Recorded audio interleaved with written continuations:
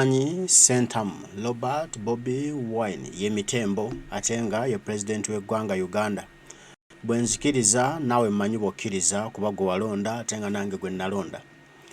Mukama Katonda okubanga yasalawo n'aleeta Kyagulanyi Sentam Robert Bobi Wine mu kiseera kino yalina ensonga. Bw'otunuulira General Kaguta Museveni olwaleero emyaka gy'alimu gy'abajjajja abatakyalinayo kipya wabula abamu biseera bya kawungeezi eby'okusiibula ensi. Kati nno Kyagulanyi Sentam bannayuganda okuva e Bule n'Ebweya ensonda za Uganda zonna babanga gwe bakkiririzaamu era nga n'ebintu ebisinga tubitegedde lwa Kyagulanyi ku General Museveni. Waliwo General Museveni ebintu bingi yali yabikweka bannayuganda nga kizibu okumanya kikyali. Ne kati ensi yonna ne bannayuganda bamanyi General Museveni omutuufu. Bangi batemudde, bangi batulugunyiza, bangi batusizaako ebisago, ensi neetegeera nti General Museveni yakikoze. Kati nno ekyo Kyagulanyi Sentam Robert Bobi Wine y'ensonga lwaki Katonda yamusindika alabise ate akyuse obwongo bwa bannayuganda abujje mu comfort zone gye bwalimu abuteeke mu kweddaabulula okweddiza obuyinza bw'ensi yaabwe. Kati eno essaawa ffenna tumaze okutegeera, ffenna tumaze okukakasa nti obuvunaanyizibwa bw'eggwanga lino buli mu ngalo zaffe, so si mu mikono gya General Museveni, so si mu mikono gy'abo baakola nabo baba mwetolodde baba famire ye. Tubanga tumaze okitegeera nga Kyagulanyi akitutegeezezza ke kaseera tusituke tweddiza obuyinza bw'eggwanga lyaffe. Sooka olabe ebigambo bino ate nzije nkulage ekigenda mu maaso. Into the current leadership of General Yoweri Kaguta Museveni, a masquerade, a dictator, a killer, and a democracy violator. Oba wemba muyita. Ya sawa zino yatukalakata, yatumazika emirembe, yatubuzizzaako obwekyusizo. Otherwise, fenga abantu abawansi, fenga bannayuganda abawansi, fenga mwananchi, fenga omuntu wa wansi, tewali alina buzibu ku munne. Naye obuzibu bwonna buvudde ku mukulembeze. Kyova olaba Omuganda agamba nti ekyennyanja bwe kiba kya kudduda kisokera ku mutwe. Era nga ne bode eno yonna okuva wano, oba okuva wano kale okuva wano awatali bwongo, bode eno yonna okufa paka eri ku bigere wansi, kitandikira wano mu bwongo, mentality oba obwongo. Obwongo kasita bufa, the entire body will stop functioning. Nkimanyi banna science abali awo mukkiriziganya nange. Ate bwe tudda ne mu byaffe eby'omwoyo oba ebya Bible oba eby'obwa Katonda, tugamba Yesu yagamba nti bali b'omusumba n'endiga zirisaasaana, oba amafuta gava ku mutwe ne gakulukutira omubiri gwonna. Bannabbi edda bwe bayiwanga abantu amafuta bwe bati ku mitwe, bagayiwanga ku mutwe ne gava eno ne gakulukuta bode yonna. So Uganda okwonooneka kwayo oba okudda engulu kijja kuva ku mutwe. So right now Uganda we beeyina omutwe nga mufu, ne bannayuganda bonna abalimu bafu, n'ebigenda mu maaso byonna bifu, ne systems nfu, systems volongoto buli kimu. So twetaaga okubaako either omutwe oguliyo bwe guba nga gusobola okusalikako tugusaleko, oba obwongo obulimu tubikkule kano tubusenemu, tubuyiwe ebbali, tuteekemu obwongo obulala. Jacob Sempala is watching. Oh my God, this is my brother in Canada. Big up my brother. Oba no yandese ono mukama wange. So ne Bible etugamba nti amafuta gava ku mutwe. Bwe bakuyira amafuta bwe gati tebaga kuyira ku bigere, gava ku mutwe ne gakulukutira omubiri gwonna oba ebitundu by'omubiri omulala gwonna. So omutwe guno kintu kikulu nnyo. Kyendiko kyengezaako okugamba nti leadership mu nsi yonna kintu kikulu nnyo. Leadership bwebeera nfu, eggwanga lyonna libeera ffu. Abantu ababeeramu babeera bafu, bye balowooza bibeera bifu, bye bakola bibeera bifu, buli kimu kibeera kifu. gwe boleta gold n'omuteekayo n'omuganda agamba nti ennyanja embi evunza endala ennamu bw'ogiteeka mu nnyanja ennamu ezoonoona. So right now Uganda ye embeera gye tulimu. Lukutana agambye bw'ati andi nabagaye tunyumya. That's what we call cow mentality, brother. What is in the head, it's what you see. Kituufu. So eggwanga lyaffe eryo ng'oggyeko okulisabira kwa kusabira weekuli n'abasaba bulijjo weebali. Naye tulina n'okutekinga action to make sure that omutwe tugurestoringa. Right now Museveni bwagamba agenda abagabira gold nyumba ku nyumba, muntu ku muntu. No one will appreciate. Kubanga okuva ku mutwe gwayonooneka dda. So baganda bange mwenna abampuliza ku mukutu guno oba abandaba, tetussa mukono, tetuzikiza, tetuggwamu maanyi. Let us push on, let us push hard.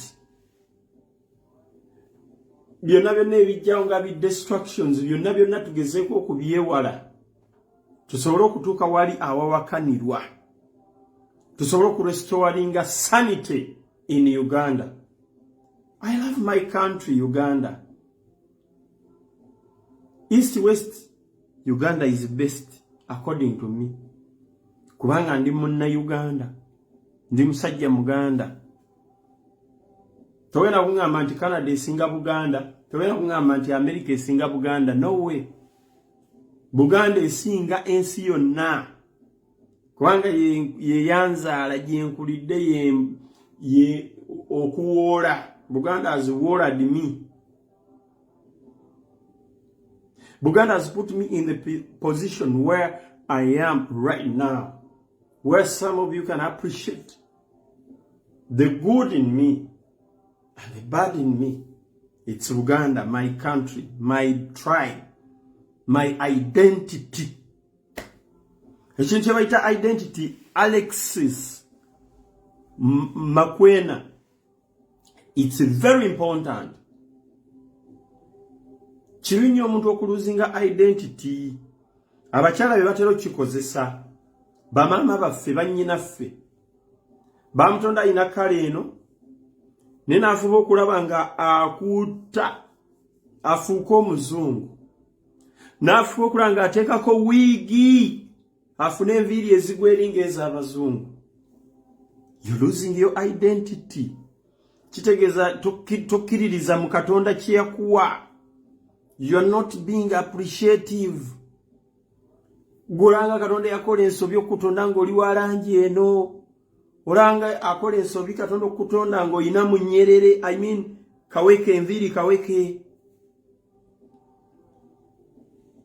Kulwaki? Kubanga omutwe mufu. N'omutwe gwo bwe gukkiriza nti I am what I am, then ojja kubeera kigalo. Saagala kigira nnyo, ojja kubeera Kikonde Victory, Rashid Abdallah. Oba ontegeera? So tetuzikiza, let us push on, let us continue in the struggle, let us push on paka bwe tunatuuka awawakanirwa.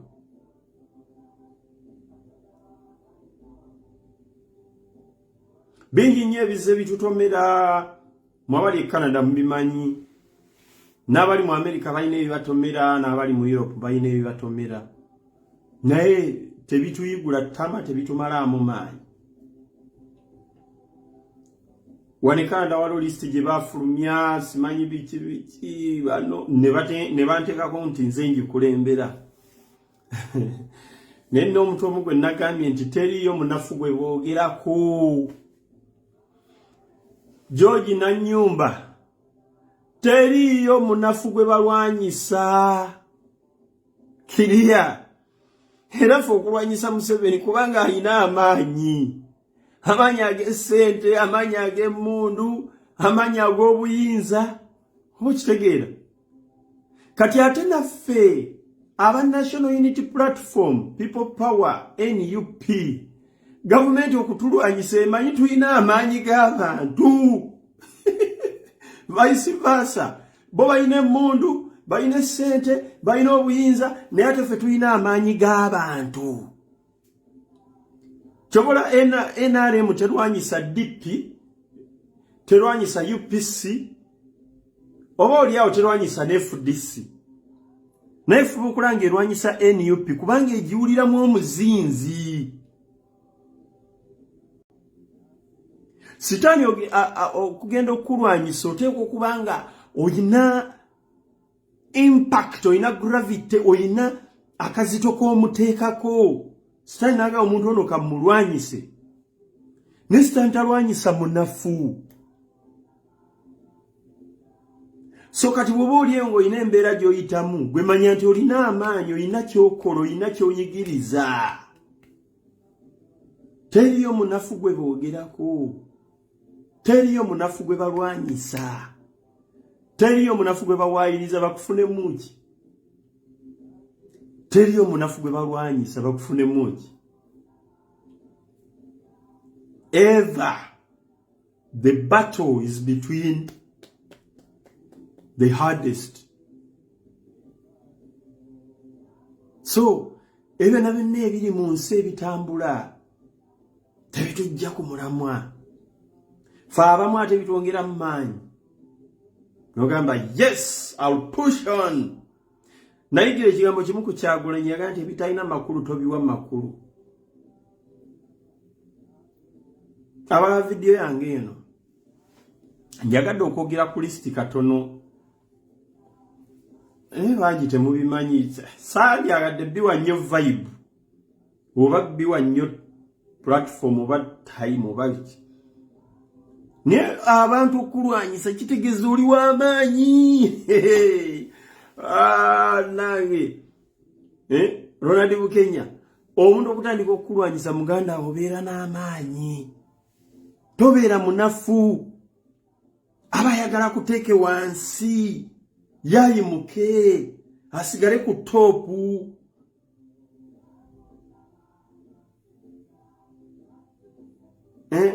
George na nyumba munamakindye munnange teri akulwanyisa nga tamaze kukitegeera munda mu ye nti oli w'amaanyi era okulwanyisa abakimanyi nti oli w'amaanyi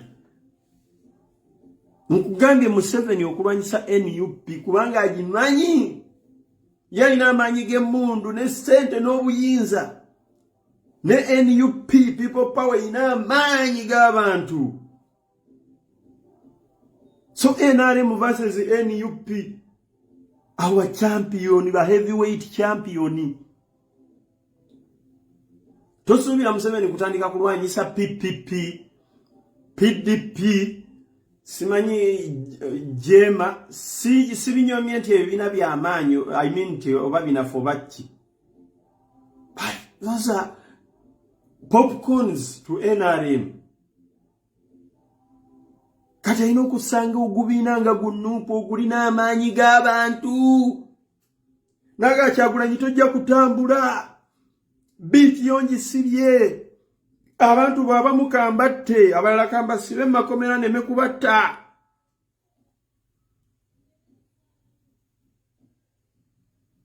abalala kandite drone zibalyengawo bagwemu amaanyi ebyo nabyo nabikola to demoralize omuzungu akita demoralize diffusing okukujjamu amaanyi so my message is let's keep on pushing ate oli okulwanyisa tajja kujja kugaya nti kati nkulwanyisa ayita mu babo bennyini Kate Catherine Kate oli okulwanyisa ayina kuyita mu babo bennyini kyobola omuntu yakoze listi eyo gye mulaba ezungazunga ku mikutu wano ne wali simanyi bano be babba ssente mu banyukama bano be ba harassing abakazi sexually tebalina na bujulizi ne bateekako kyuma kya Yesu namba emu era nga buli wenjitunula ngamba ya ndi w'amaanyi kubanga mu bo teri asobola kuleeta bujulizi ya ndi w'amaanyi bageze omanyi n'ensi z'abazungu ziri advanced gwe woga nti gundi yakola ekintu kino n'obujulizi mu ngalo kati bakola listi y'abantu 20 bano be babba ku banyukama sente ne babasuubizo kambyogere mu Luganda saga byogera mu Luzungu kuleeta abaganda bange kwa tomanyi baani abalaba ogundi social media ayinza okubeera ne question marks nyingi abasajja ba NRM abali wano n'obukazi bwe NRM obuli wano olwokuba Museveni diaspora NRM teinayo maanyi NUP ina maanyi buli wolaga people power bumyufu bwokka mwalaba bwe twayugumye ekisaawe Pearson International kino ekye Canada Museveni takituukangako teryamumanyi na mumanyi Museveni wa ayinza okujja ku Pearson yawo n'abanga omu kuboza toyi ne bamugana nga gwesembera yeeri ne Bobi Wine yajja ku Pearson International Airport wa ne Canada ekisaawe ne kikankana kiti haba polisi ne babuza ono yani nga tukiwambi kale Museveni olw'okuba nti omukisogo takyasobola kugufuna yadde mutabani we abawulira bubi Agava Nassali gayo n'abawulira bubi kati kyakola olw'okuba nti alina obuyinza bw'essente akozesa ssente mu bannammwe abamu abalina obutima obulinga obw'ensiri naye akwadde $1,000 baako olutawulo baako kyogira bwoti nkwadde $2,000 eza $, giragira bwoti bw'otunulira listi eyo abantu bonna be bataddemu NUP cream oba NUP executive ba executive ba people power Canada yona bakutte listi eyo ne babayiwamu bebbudo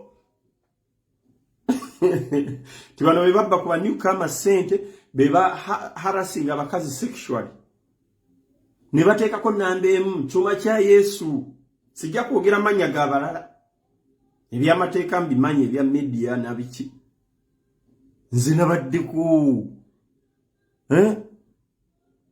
nze nabaddeko Enoch Gaison Amina Kebint Sulaiman Jeff Kalanzi nze nabaddeko Jeff Kalanzi kyuma kya Yesu namba emu teri munafu gwe bogerako Kalanzi kankubulire muganda wange teri munafu gwe bogerako teri munafu gwe balwanyisa kati gwe Kalanzi mu bunafu bw'olimu teri akumanyi teri asobola kukulwanyisa teri ayinza naawe kumala buddebo aye munwanyise Kalanzi akufuneko ki oba gavumenti emuweeki kati alina kunoonyayo kyuma kwa shrivingira kwa is it called shriving or thriving kwalinyira amadaala kwasabira sente nagamba ekyuma nja musobola nze njonde nze mukwano gwange mumpeyo sente kubanga nina amaanyi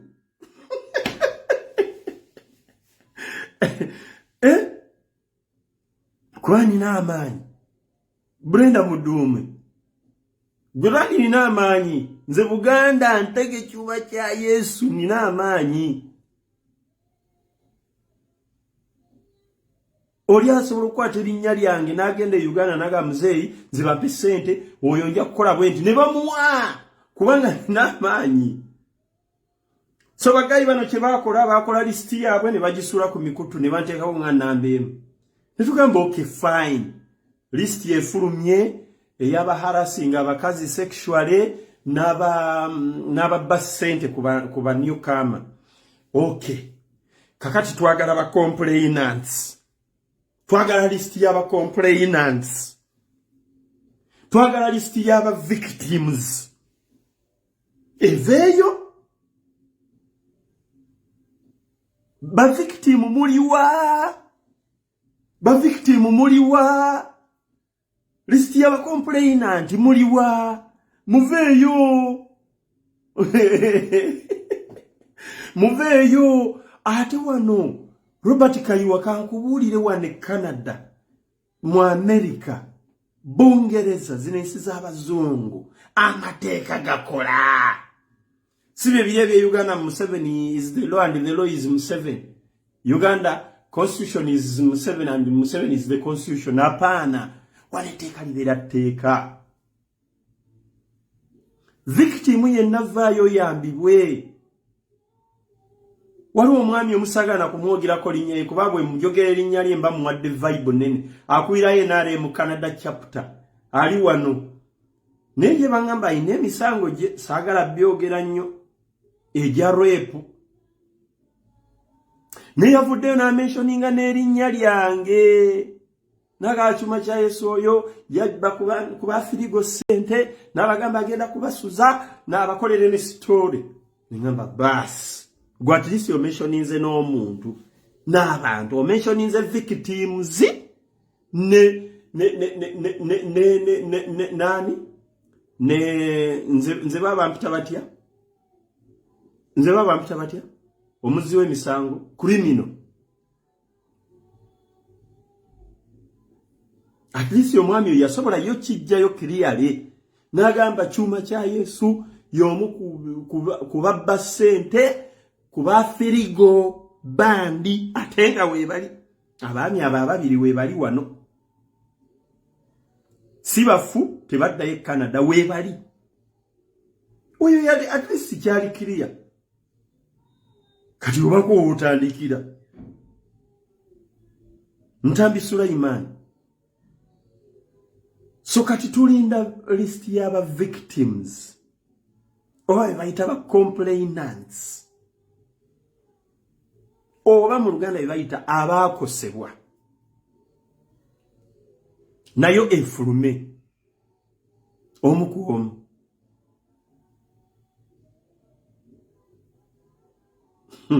tulinze list kati weeks 2 tena fuluma vayo bakwate police kwate cyuma kya Yesu bamutwale mu koti ngo ino obujulizi bwo ate wane Canada America Europe va ku continent ka Africa akakyali mu third world akavu ne wano nesimu yo kuvalwe wajja nze najja e Canada 2021 mu nnaku z'omwezi musanvu omwezi gwe 10 okuvalwe najja nengenda kumpewo bepa. All my movements can be traced. Buli wonna we nali ntambudde nga sikyajjukira nawo essimu eno esobola okukulaga ennaku z'omwezi 16 September 2021 watambula n'odda wali ennaku z'omwezi 3 omwezi gw'omunana 2022 walinnya basi n'ekutwala mu kifo X. Ebe nabe nanze mbasi kyabijjukira ne essimu zino olw'okuba nti zibeera ziri connected ku mayengo na bikine networks. They can trace all your movements. Ekyo nange nabadde sikimanyi nakiyigidde ku poliisi gye nagenze nga ndeebuuzaako if they can trace all my movements. Bino si byakuzanya. They can trace all your movements. Nga tebatawanye na kujja ku kamera za bizimbe kuba kati zinensi z'abazungu almost buli kizimbe oba buli nyumba kuliko cameras ezimonitoringa. Cameras. Kamera ya neighbor ekulaba ng'oyingire wuwo n'ey'ekizimbe kiri ekulaba ng'oyingire wuwo n'ey'oku kizimbe kwosula oba ennyumba kwosula ekulaba ng'oyingira oba ng'ofuluma. So kati zine nsinzibu nnyo tosobola kumala gawayiriza muntu oba tosobola kumala googera nti nze nali wali nga tewaliiwo bwongo.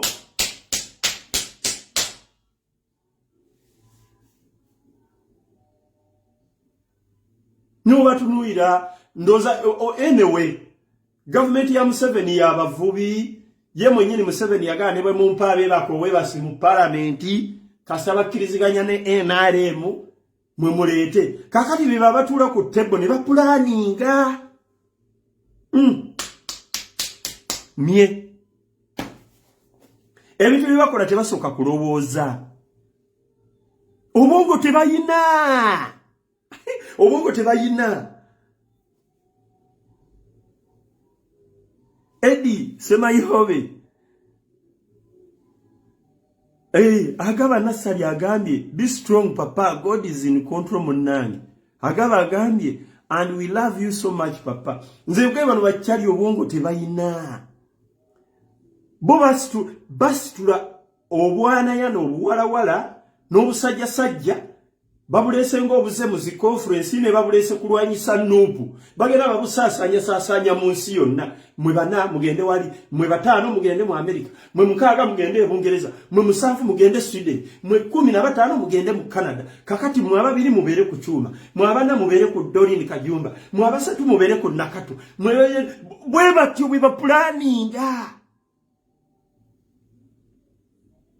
Babujeri mu third world country tebasose ku studying ansi zino zitambula zitya movements zensi zino ziri zitya obwana ne buddawo ne buogana kati tubugamba mweteke ku list mwe ba victim mweteke ku list enseba labi bwe muna amalo kugenda ku list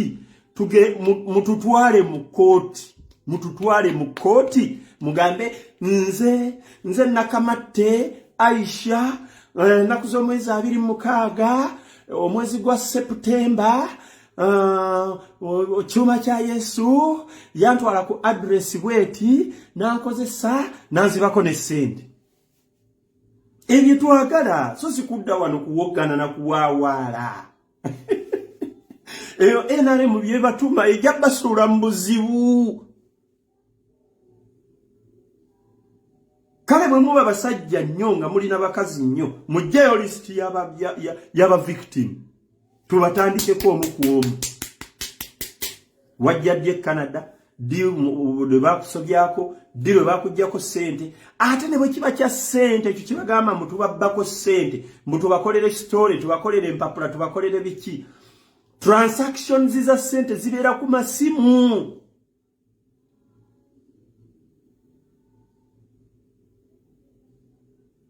sente zo ziri waziwawo omuntu oyina transaction ku masimu nti nakwata nempereza gundi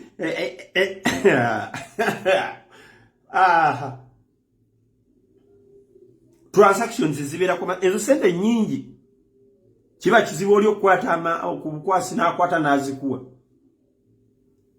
suba boy twagala list y'aba victim tuyinza no babeerako bubi nnyo ne muleta list y'aba victim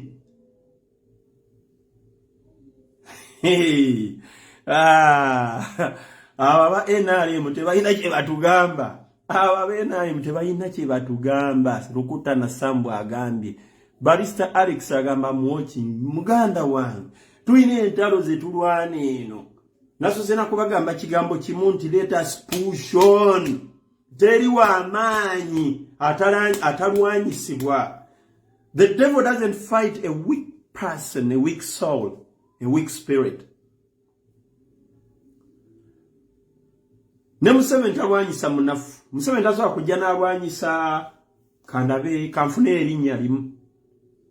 George Waswa Sekamatte.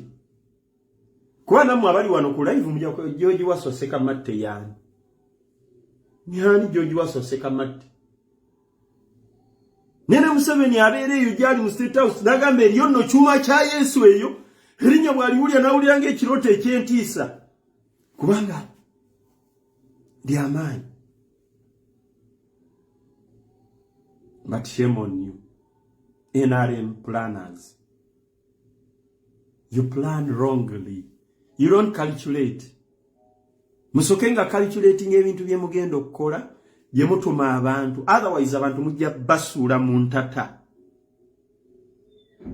We are waiting for the list of the victims. Tujitwale ku police addresses zaabwe gye basula bajja batya mu Canada. Then batandika okuleeta obujulizi. Bujulizi kamu ku kamu bakubbako ki? Tibanzirako dola 15,000. Ani yazikubbako? Nti bamuyita Alex Luganda. Alex Luganda ali ku address ki? Nti eno. Yazikubbako ennaku z'omwezi mmeka? Nti nga 6 April.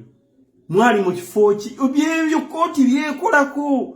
So si tojja kujja eri embeekulo zammwe ze mugana eri NRM ekyaddondo ne mujja n'obuugi bwammwe n'olowooza ojja kudda wano opaapalenga enkoko gye basazeeko omutwe olowooze nti banaakusaasira. No, they move with the evidence.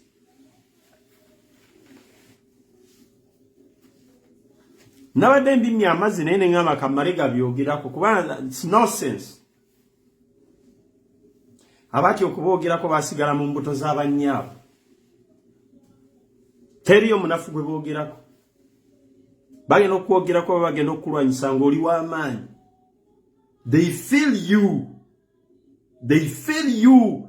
They feel your gravity. Akazito bakawulira. Akazito bakawulira. Ayo musajja w'amaanyi. Tumulwanyisiza tutya.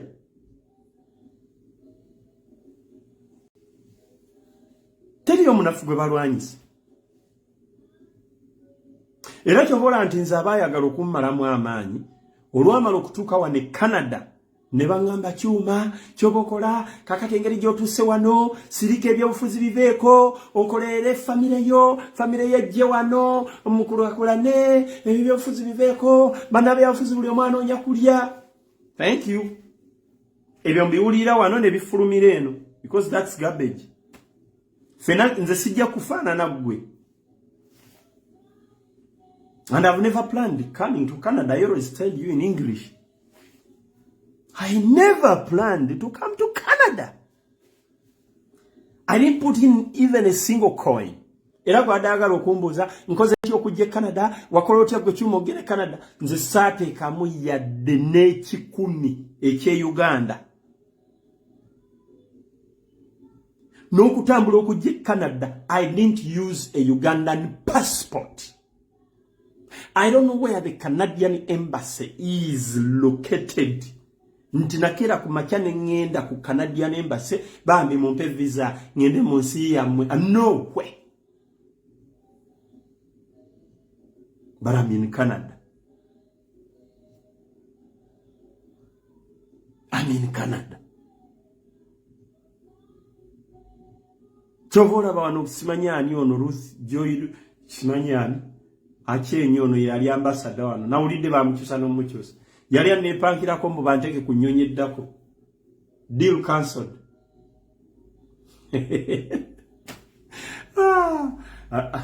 Annaye. Tulwanye entalo. Naye nja kuzzaamu amaanyi mwannyinaze yani Ntavaazi. Ni Alexis Mukwana. Ne Nassali abeera nno maama wange Wankima. Ne mukulu atagenda ewayi Kibuuka. Nja okubazzaamu amaanyi. Mbabazi Kasyatya. Nkulabe South Africa gy'oli okikuba. Nja okubazzaamu amaanyi nti nze sitidde. Ndi w'amaanyi nkyaliwo. Nkyali ku struggle. Kubanga siri mu struggle lwa Kyagulanyi siri mu struggle. Kati kanjogere ekintu ekiri fane. Nze ndi mu struggle lwa kubanjagala banziike waffe mu kyalo. Gyensibuka ejjongo za Kaliisizo Masaka. Kikimbeza mu struggle. Ndi mu struggle kubanjagala kulaakulanya kyalo kyewaffe gye banzaala ne tawuni y'ewaffe Masaka. Ndi mu struggle kubanga nina ebintu bye nali neekoledde Uganda bye njagala bibeerewo. Abaana bange n'abazzukulu bange babyenjoyingeko. Siri mu struggle lwa kuba nti Kyagulanyi. No way. Don't tell me. Byenkola byonna teri Kyagulanyi n'ekimu kye yali antumye. Bobi Wine kye yali antumye. Neerwanira nzekka. Ne bye ngenda oluusi okukola oba byenkola olumu simugamba nako nti kati Mr. President, I'm going to do this. No way. Because I'm fighting for myself and my future and the future of my children and grandchildren and my generation. So don't mistake things. Ofaaki n'ensi. Nkubulidde kyenfa. Ekyo bayita struggle entuufu.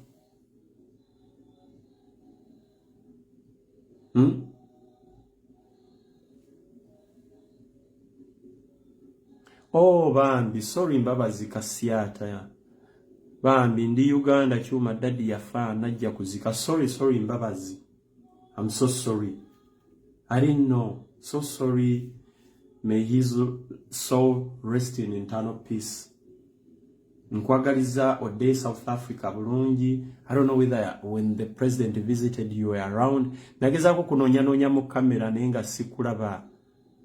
Mbabazi. Mu faces zonna ze nalinonya mbabazi. Jaja ibu ni omulala. Ye bali eyo badai hadi bakamenyo. I didn't see you mbabazi. Had you already gone to Kampala? Oh my God. Michael Kawalia. Thanks for watching. Bagay. Tusigale ku mulamwa. Nina abakyala abanuma bali mu America eyo bateeka mu nyamanyi mu struggle eno. Ndoza mukulu muwango owulira. Bateeka mu amanyi mu struggle eno era abakyala abo paka kati mbagala nnyo. Kwa bana abakyala be batubeezaawo mu struggle. Bajjanga ne batucheekingako chuma muli bulungi mulidde mukoze bitya mutambudde bulungi mulina amafuta mu motoka. Omukyala gwe bayita Teddy Lubega. Omukyala gwe bayita Dorothy Stewart. Omwami gwe bayita Nsubuga Boston, Nsubuga Massachusetts. Ani omulala awo? Nesi kyabalaba. Banange mwanga, abantu abo mbazukuzi, abantu abo bagayi bakomewo. Bagayi tetulina kuluzinga hope. Omusajja tumutwala, we want to share the cake fenanga bwe twali mu struggle bwe twagitandika. Kino manyi okulaba nga tunatya okutuuka ku mugati naye nga abantu abamu ate bwe bapondose bagudde bavuddewo banyiize. Kubanga omuntu omu yabanyiiza banne eno struggle si ya muntu omu. Omuntu omu oyo bw'aba aganye okukola kye mwagala gwe kikole. Ekyo kintu Kyagulanyi kyasiba atugamba. Oh mbabazi sorry sali yo lwe lunaku daddy lwe yafa. So sorry. It was bad for you. Mchala Teddy Lubega. Please, we don't see you. Please come back. Struggle betaaga. Akalimba ka Bugembe komaweka. Mukama akulindiridde. We need you guys. There's a way you encouraged us. And indeed, I want to appreciate the diaspora before I came to Canada. You guys did incredible job. Had it been you to finance the struggle and to stage demonstrations in different parts of the world, I don't know where we could be with this struggle. But my dear, I'm actually telling you 90% of your effort has reached this struggle where it is. Those in the diaspora. So man, don't give up. Rise again. Rise on your feet. Let's move forward. Let's not give a devil a chance. Let's not give this dictator a chance. If we give him a chance, he's going to bring his son to back up him because he's tired. He's old. He's aging out. He's dying. He's too sick. He's looking at someone who will bring back, who will stay in his glory. And he's not other than Muhoozi, the tormentor, the killer, the rough boy, a drunkard. So guys, let's not give this guy a chance. Rise up on your feet. Rise up again. Ebyatunyiza bannange tubiteeke ebbali. Ebitatambula bulungi tubiteeke ebbali. Ebyo tumanye nti Katonda teyabitwagaliza. Oyinza okuba olina Kyagulanyi wali oyagala akubuuzeeko oba wali oyagala agende mu kifo X n'alaga another attitude.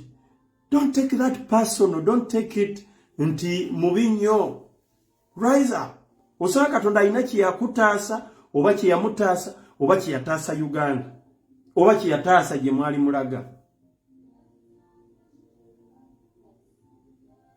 During the struggle, amasemu twafunanga mangi nnyo from you people in abroad, in the diaspora. Excuse me. Kyagulanyi mugamba kulibwati. Kyagulanyi mugamba Jewan. But one thing I want you guys to remember. Kyagulanyi is just an individual. He's just one person who couldn't or who can't divide himself into millions parts, 1,000 pieces.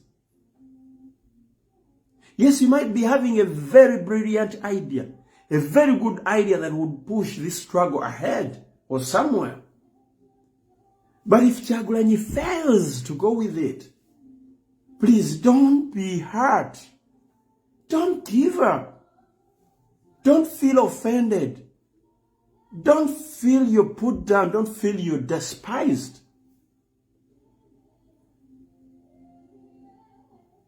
Belanga abasiramu nga inshallah Mungu bwati wayagadde. Riziki ezze oyina atagikozesa. Katonda bwati wayagadde. Not everything that glitters is gold. Simply ekimasamasa nti zaabu. Guys, get us right, get me right, and get Kyagulanyi right. Oyinza okuba amuyita meeting Barack Obama. Awo n'alyawo akawaani ng'alina kyaziza oba kyategedde oba nga waliwo kye bamugambye. Gwe n'onyiiga. N'olaba Kyagulanyi atuzabuza mabega. Oba ng'oli awo n'Obama talina na kyagenda kukola, oba Obama oba Biden whoever.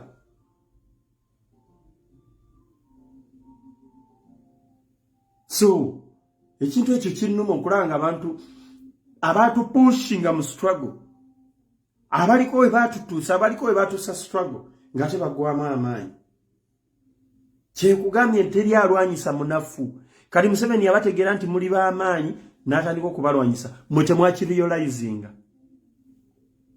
Mwe temwakiriyolinga nti mwe muwaniridde struggle. Brother Mudumi agambe, everyone has to do his or her own part to save our motherland, Uganda. We are all suffering. The truth. That is the truth. Nze mbagambye ebintu byenkola nze nga Buganda ntege kyuma kya Yesu. Sisoka kwebuza ku mukulembeze. Newe nfuna idea ekwata enkebete. Sigenda gamba genda wa Bobi, mugende munange Bobi nafunye amagezi. Kakati nze ngenda kuyingira nsiko ne ngenda tandikira mabira. Olaba otya? Kuba jagendayo angambe nti ekyo tekijja kukola. Nze kanyingire nsiko nkekeze nnyago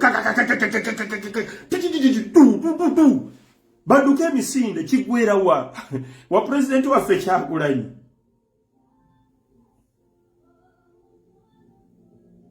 So tulina okubeera abagezigezi ng'obwana bw'emisota.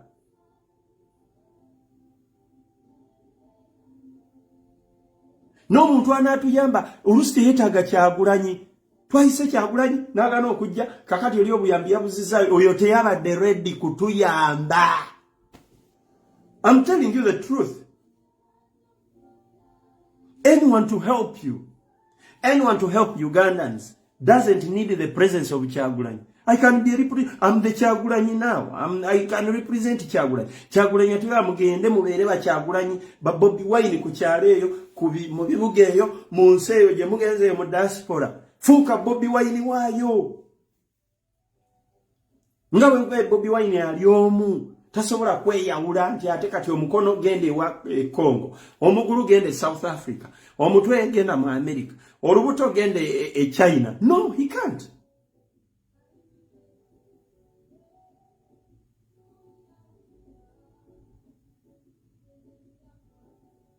Serunjoji yatulyamu olukwe n'atwala ne mukyala wa Dr. Nico. Oh my God. Shame on him. So boy, baganda bange banyenaze. Bera Bobi Wine, Ruta Henry Grace. Bera Bobi Wine, Joli yonna. Tolina Bobi Wine kubulira kyakola. nze mbaga Bobi Wine byenkola si abingamba kiteyabi nze n'okukwata Simeon Nsubuga amatayi sasooka kwebuza ku munnabyabufuzi n'omu naye tekyakola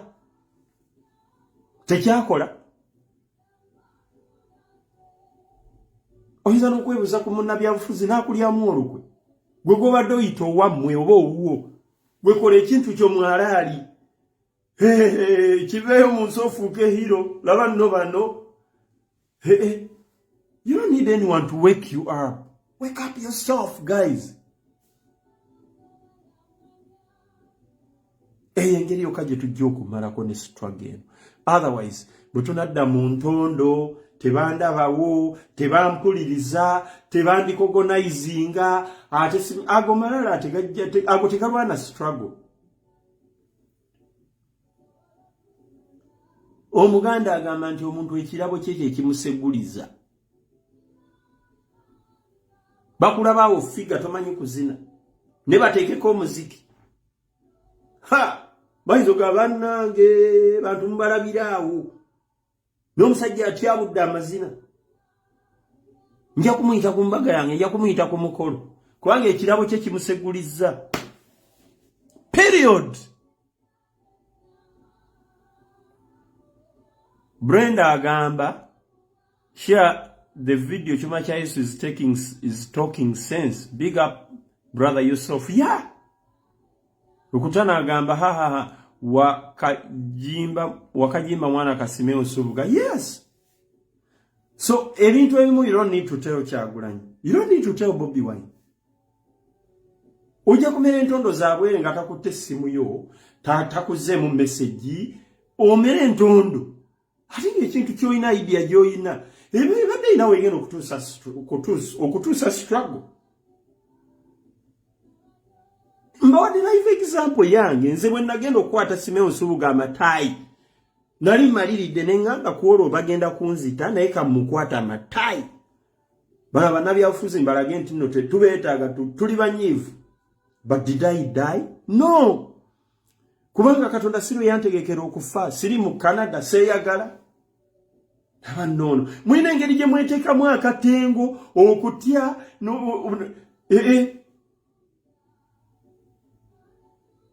Bansibe Kaweri mubende mu prison ndi wano. Bansibe Kitalya mu komera military court martial Makinde mu barracks maje wansi ndi Canada. How did I escape? Because God has my destiny. Katonda ino olugendo lwange. Katonda baba yagala nti Kyuma olibera Canada. Military ne bwe kuyingiza mu barracks wansi maje negamba ikotadde. Era Katonda olunaku lwe yapulaninga nti Kyuma ogenda kubeera mu America Canada. Lutuukirira. Okujja ngo oli ku kikyamu. Ne obeera ku kituufu boy. Wiwacha mchezo. Mutemunaba kunyiga.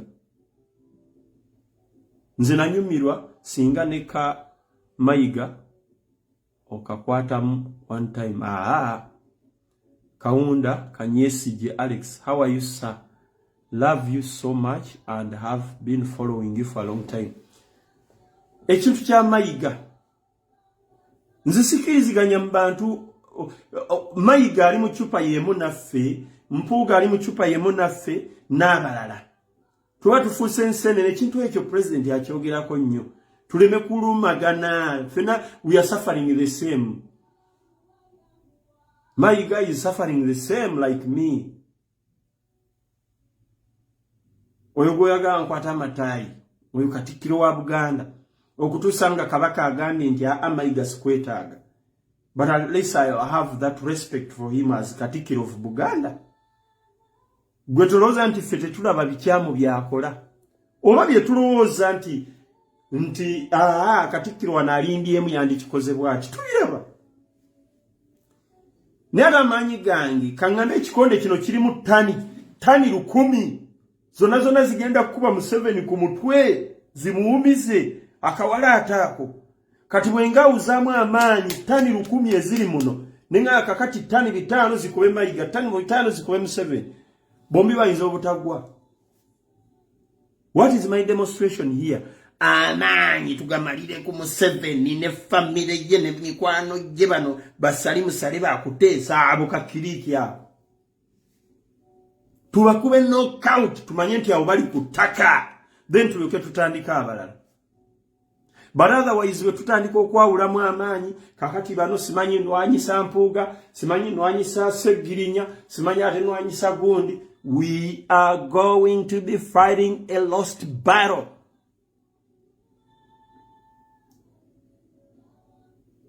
Kirungi abantu abo okubamanya nitumanya nti ono tali ku lwaffe oba sitwago tajjagala nnyo oba ali bw'atyo yegeyege nitumumanya ffe tukusonga mbeere ne tumuvinga forward.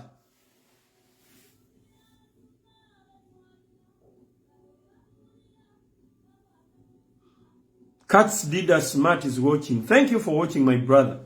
Alhaji Muzaffar Kaliowa is watching. Thank you for watching. Kajambo comrade. I salute you, sir. Haji Muzaffar Kaliowa. Let's not concentrate our strength, our power, all our energy.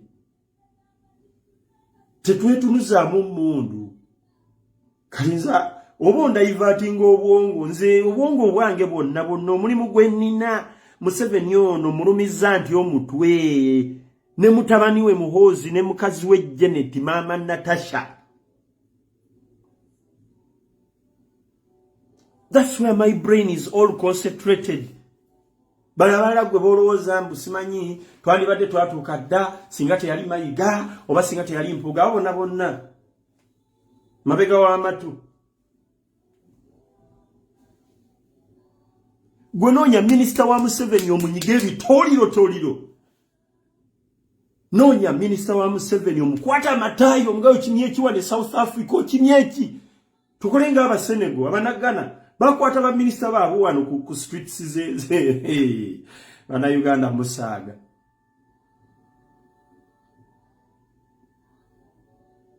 Eje emirandira gya Museveni gye tuba tukwata tutema tuti. Tubabuzeeko obutuuliro.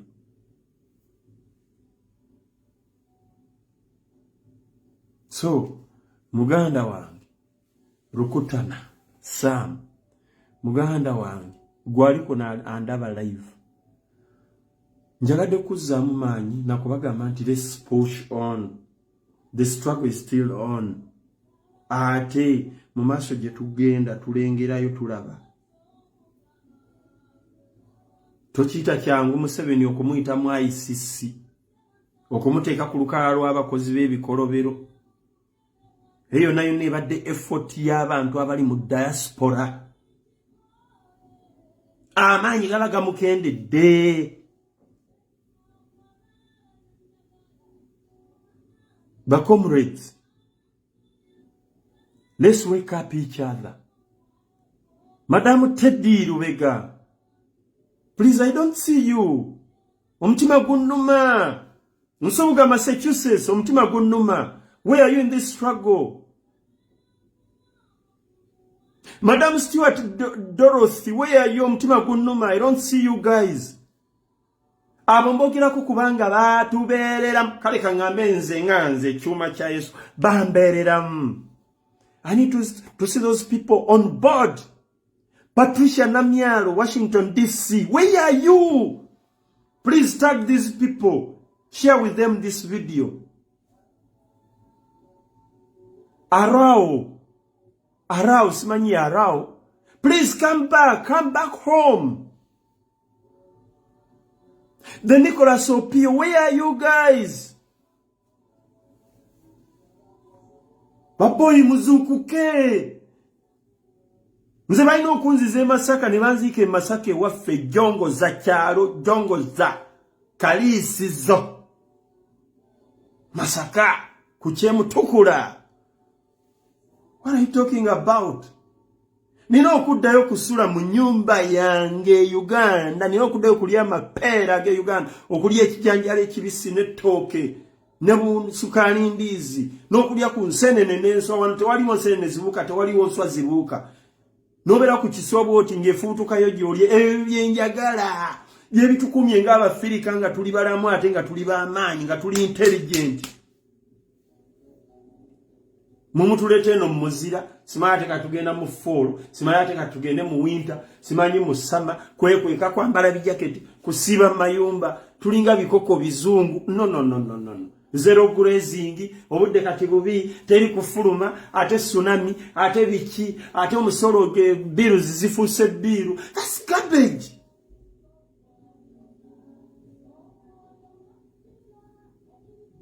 Wano tewaliwo ojoga.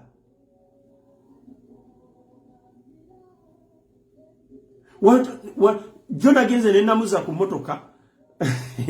Kati wano wetuli emotoka za 224 zafulumye dda nesimu. Ale wano bakozesa credit. Kasoba ngoina credit ennungi ogenda noje emotoka. Ku $0, ku 0 shillings. Katugambe ku 0 shillings. Over £0. Excuse me. Novuga. Neteri ayinza nakulaba nti yali mu mpya, ali mu latest. No one says you. No one. Ebina binyuma oli waka. Nosokolya kuswaga. Wano association bino byetuga nti ngenze ku nsaka ya malwa nobira ne bakyali ne mukuba amatatu ne mukungana. Tebiriwo. Life is so boring in these countries. Ekintu ekirungi ekiri wano bye bizimbe ebiwanvu anti amaalo bye tutakuliramu amaalo getuyina ebibuga ebyakaya kabwe biti ninga tekuli kyajjajjawo neki tekuliko yadde kyakabaka wo Ronald Mwenda Mutebi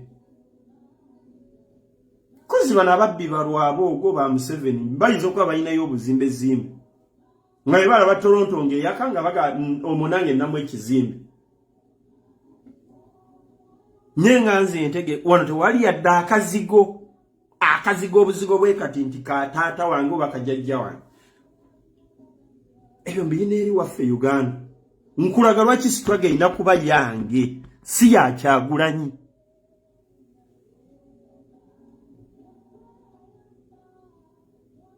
nagenze nenamuze mmotoka nga ku account nake 10,000 mmeka ezo wazinda $10,000 ezo neza $. Emmotoka gye njagala eri $228 ejja $. Nagikolera mu mirimu. 208 ejja $. Kamotoka ka Samsung 2020-21 katunula ng'omuntu nokaje wali nokavuga terya kumanyi terya kufanako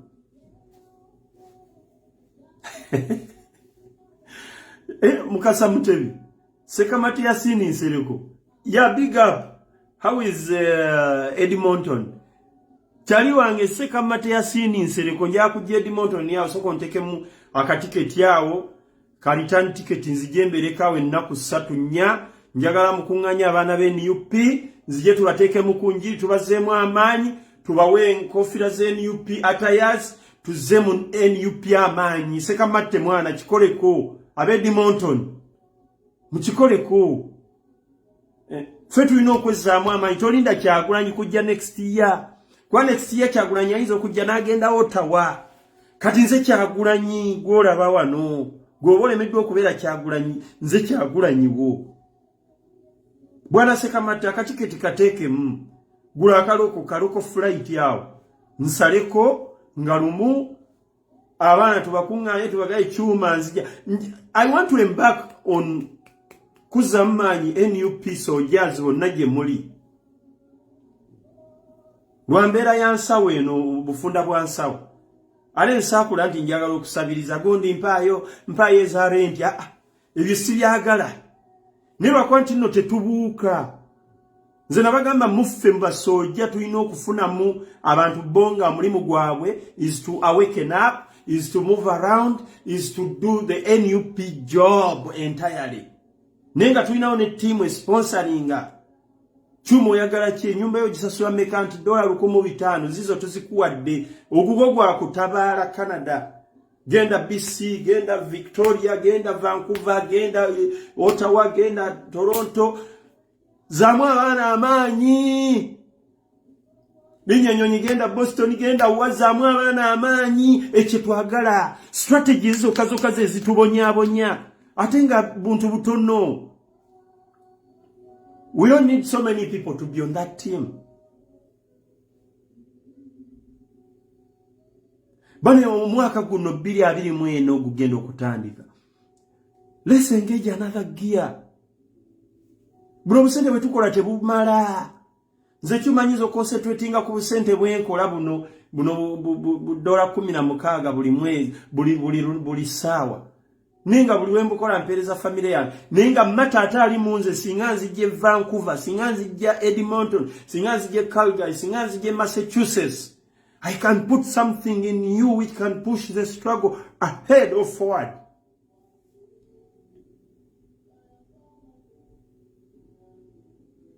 Ochirabo tya muganda wange Yasini Nsereko Sekamate. Ochirabo tya John Mutebi. Rukuta no isijja kubako kye mwogirako basajja batu bali Uganda bachoppa.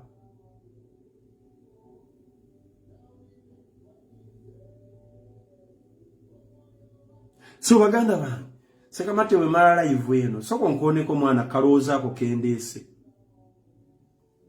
Twebereremu tetulinda Kyagulanyi. Tutandika okugula office mu diaspora. Twende office Edmonton, NUP office, oba people movement office, in Edmonton. Kyagulanyi nejali Uganda jaga mwana wa Edmonton bazuukuse nina okukirirayo nzigulewo office eyo. Muri amuza Kyagulanyi Jakodieno tawo Jakodie Calgary. Be tangible. Tukole ebintu ebikwatikako. Ati tutugula obuguzi office mbwe eri awo twagiguddewo ateberenga nkozi. Obongo bonna mbuyina wano mukatwe kano akaliko n'enkoona.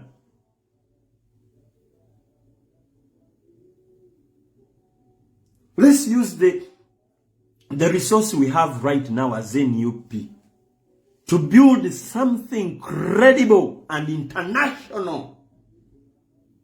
Bagana bange mwabali kuno. Let's use this opportunity. Aba FDC mujja kunsonyiwa. I'm an FDC diehard. Sicha wanko FDC.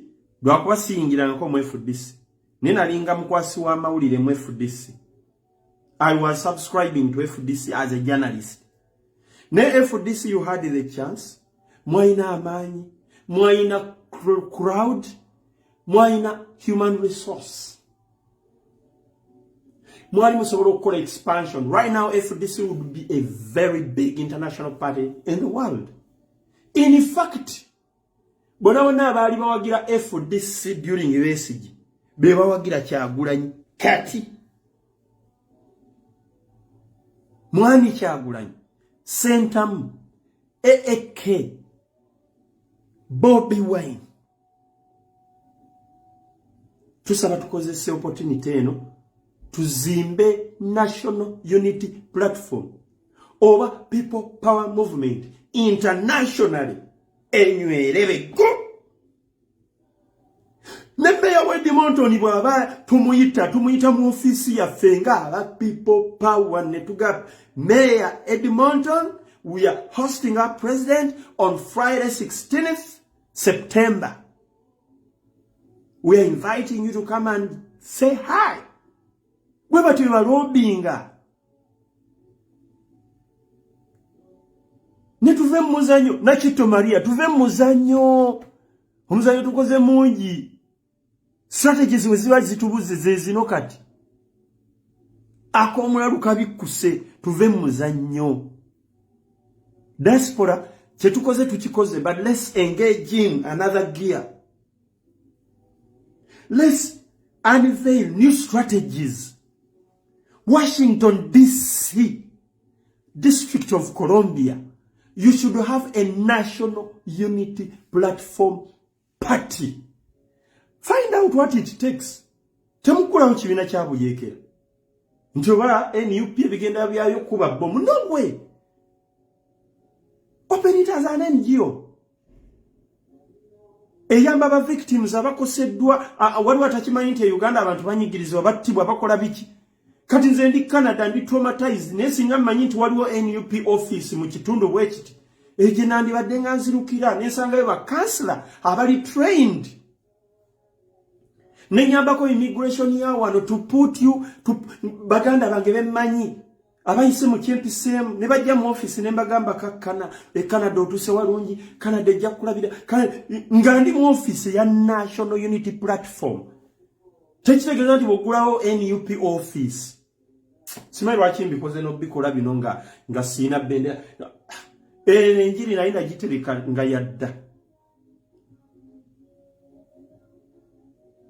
Nenja kugiddamu. But guy, let's wake up. Ebwarabu we watali mirembe, we wataliwo freedom of assembly, freedom of such things. Nefa abali mu German, abali Sweden, abali Australia, abali UK, abali Switzerland, abali China, no, not China, abali Canada, abali mu America. Why don't we open up international offices?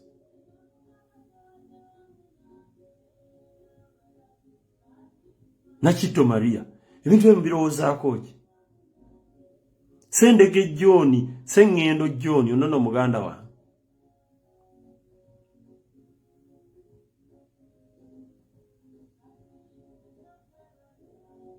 So I'm just waiting for that office. Canada tutandike ekintu kino. Others will wake up. In fact, wetwalaniza president ku kisaawe, Abamerika baatusiima nnyo. Nagamba atabe Canada muwanise bango. Twawamba airport. Netwekola security yaffe. Tumaze okukolagana ne police netuga we are protecting the president of the Republic of Uganda. Netuwamba airport ne bagaba nanga aniona ajja. Airport yona nesasa marabwechi. And I'm ready billets. Where is other people power? We sold the people power internationally. So Canada is fit to tandika. Yasini sekamati. Ate namuganda wangalia wota wa ye mwami ani Yasini nzijukizamu mwami oyo. Omwami oyo yakulira wota wa chapter. Wane Toronto wetuwa tukyesibye Brenda Nakato, Doreen Kajum, Hassan Juku, Tadeo Chwalianga wano wetuwa tukyesibye sekamati kintu mukikole. Tekyegeza nti buli kitandika kinatandikira Toronto. Mpita tudesigninge plan ate goroza kugambye okugula office kyetagisa kuzimba tafali lisoka lya kubiri kuba plus takola biki. No way. It's something very simple. The human resource tugirina. Bona abagantu tuwagira NUP. How wibaragira omutima. Bona abawagira tuwagira enkyukakyuka mu Uganda oba oli wa NUP oba oli wa UPC oba oli wa DP oba oli wa NRM. Awe tulagira omutima. Tusuga buli mwezi abakozi twetaaga $10 tusobola okufacilitating office eno. You see that money will come.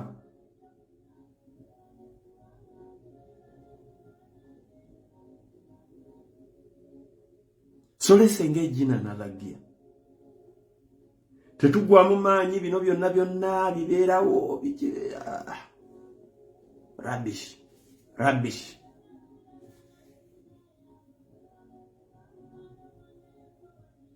Tubirabenga mystic call.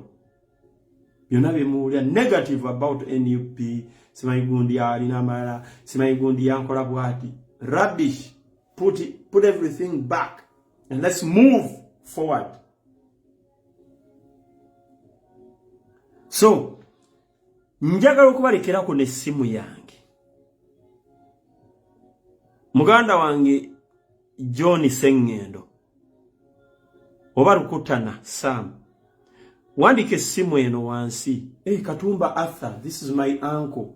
Owenkima Katumba nkulamusiza kojja +1 437 366 4063 is my number. I don't hide my number. Obo limulabe wanchuka nawe osobola ogikubako. Obo yakakumpa butwa nawe osobola ogikuba. Katumba giwandike nambe. Oba lukuta na giwandike. +1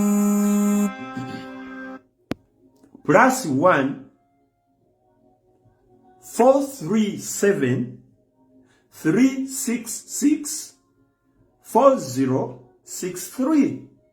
Eye namba ya chuma cha Yesu. Let's share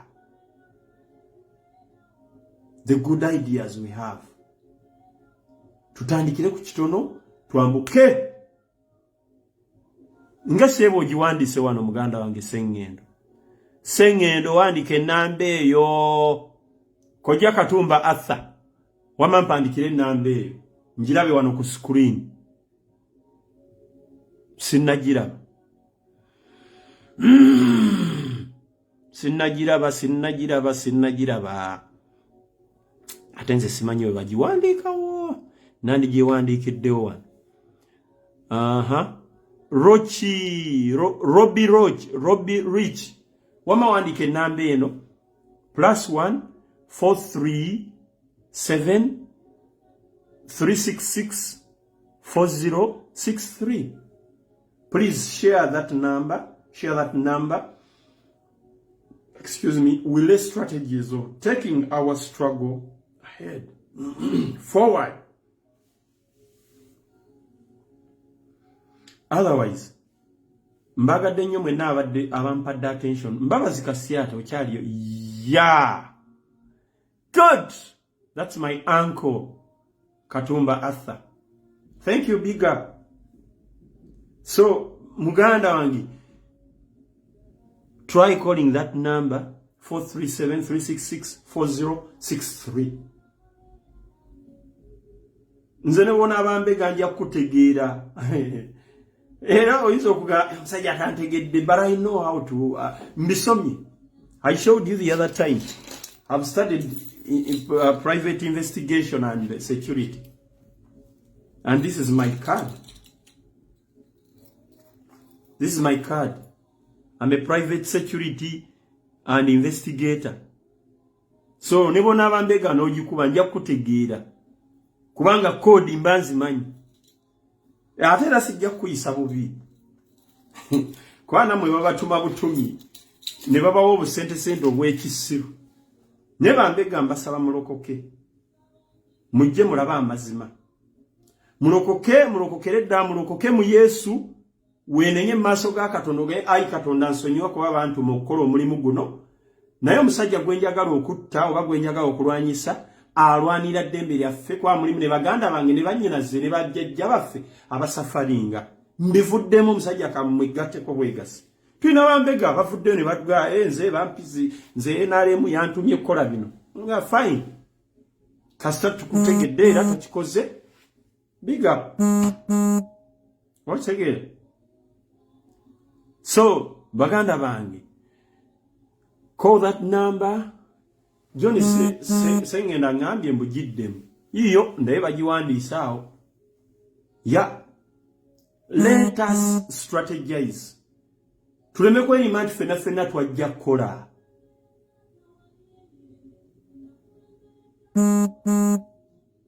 Ffenna Katonda ayinza okuba ffenna teyatuleeta eno okukola. Nga waliwo Katonda be yaleeta ate bo bakolere struggle. Ebeeko weeraga. Ffenna sente zituwombera. Era ne wenjogera ndi mu kusaba mirimu egya ssente eziwera. Era we gujjanga ngukola. Naye era ne mmagye gaffe aga people power ba struggle eno gye tulimu. Twetaagamu amagye nga go gali full time. Ideas enda tugenda zigabana.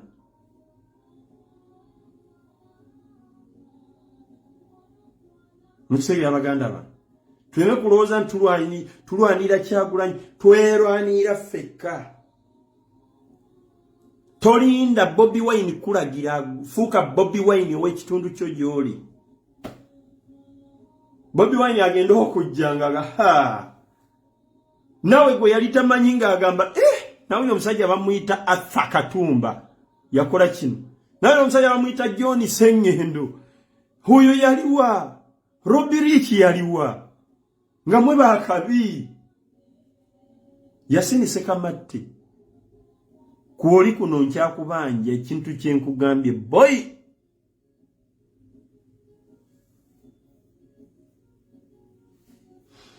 So mbagadde nnyo mwebale nnyo okumpa amatu gammwe, mwebale nnyo okumpuliriza.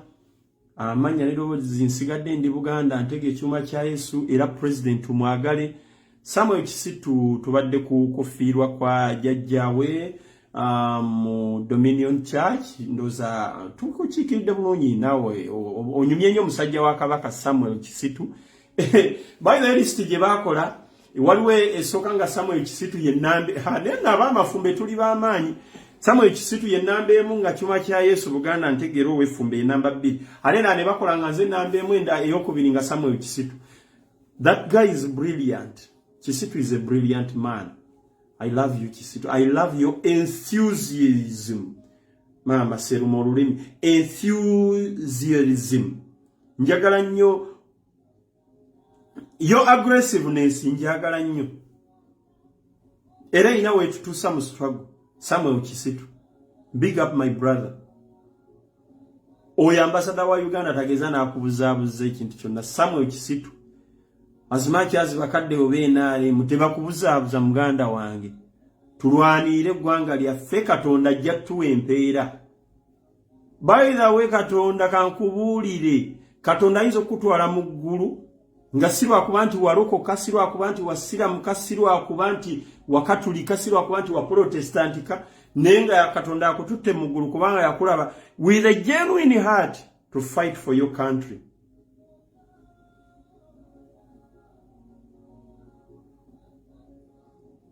Mwakikwata nga kikwate nti omuntu alokoka yekka yagenda mu ggulu. Nedde enkola za Katonda tusobola zimala. Gerard Luyima, that's my OB at NTV Kampala. Big up, I salute you Gerard Luyima. Oli California. Gerard Luyima kozi kati oli mu state ki? Nawe nno nawe wachoppa. So Katonda takolera mu kituli kimu, takolera mu ddibali. Nze nkugambye surprisingly ojja kusanga omuntu mu ggulu nenga Katonda yamulesemu ate Katonda tojja muvunaana. Mboyo atalokoka waleta waki mu ggulu. Oyo atasiramuke yali omukafiiri olese waki mu ggulu. Oyo atasinzanga Papa na Bikira Maria olese waki mu ggulu. Eggulu si lya nnyoko, si lya kitaawo, si lya jjajjaawo. Eggulu lya Katonda. Era yamanyi baliyingiza mu ggulu ne balisindika mu Geyena. Nze nkugambye one time tewekanga ng'otuse mu ggulu nga bakugenda nti omusajja oyo Katonda amuyingiza eggulu kuba yamulaba with a genuine heart to fight for his country.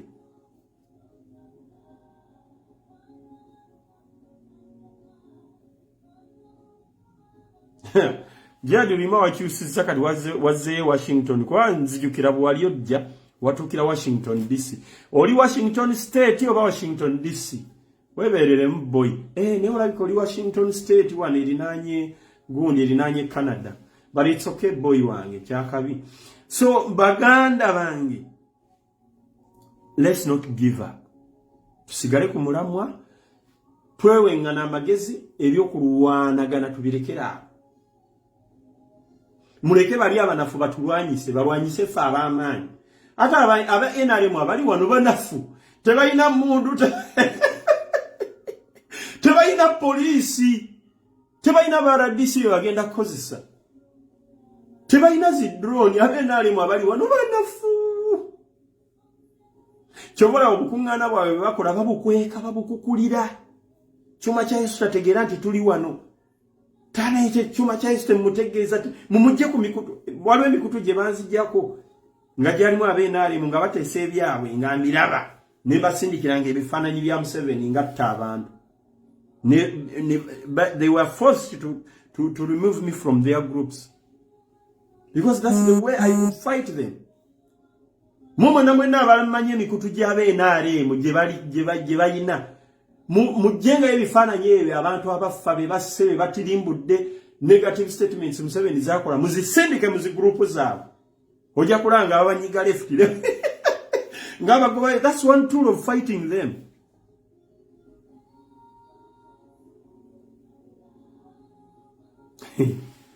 So nyiza okwogera n'enkeesa nembagadde nnyo mwebale nnyo okumpa amatuno okumpuliriza video eno bw'oba olabye nga byenjogedde bya magezi please share it. Waliwo abatasobodde kubaako kubanga beebase abalaba akazuuko abalaba bagenze ku mirimu, but if you feel that the message said by Chuma Kya Yesu has some sense and some has a gist, please share it to your neighbor, to your friend, to your colleague, to your comrade.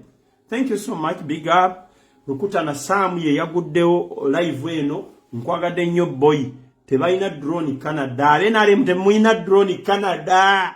Njoja gisimba waliyo kime kyuma. Temuzina. Kabubere mu pisto temubuyina. Shemoni yu temubuyina. Eri fuje mulikolera eri Uganda. Enarem temulina drone mu America. Temuzina mu Australia, temuzina mu Bungereza. Eri fuje mulikolera eri. Nakitto. Good night Chuma. Thank you. Akajjeyo mbu Kintege. Biri bye bampitanga ku bishops. Bale OB and OGs of Bishop Secondary School Mukono BSSM na dambisera bya Kasajja ne Katongole. Big up.